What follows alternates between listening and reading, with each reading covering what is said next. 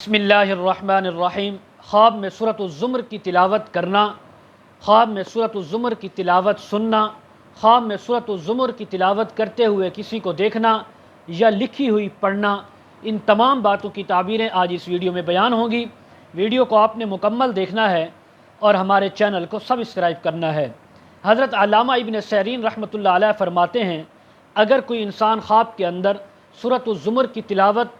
کرتے ہوئے خود کو دیکھے، کسی اور کو دیکھے، یا تلاوت کو سنے، یا تلاوت لکھی ہوئی کہیں پر دیوار پر کسی کاغذ پر کپڑے پر دیکھے، تو اس بات کی تعبیر ہے کہ رب تعالیٰ اس کی زندگی کے پچھلے تمام گناہوں کو، لغزشوں کو اور اس کی جو پچھلی تقصیرات ہیں سب کو معاف فرما دیں گے، اور آئندہ کے لیے اس کو توبہ کرنے کی بھی توفیق عطا فرمائیں گے۔ حضرت ابراہیم کرمانی رحمۃ اللہ علیہ فرماتے ہیں، اس بات کی تعبیر ہے سورۃ زمر کی تلاوت کرنا سننے کی کہ اس انسان کا خاتمہ بالخیر ہوگا اور یہ پوری زندگی اچھے اعمال زیادہ کرے گا، اور کبھی کبھار اس سے غلطیاں ہو بھی گئی تو رب تعالیٰ اپنے فضل و کرم سے معاف فرما دیں گے اور اس کا خاتمہ ایمان پر فرمائیں گے۔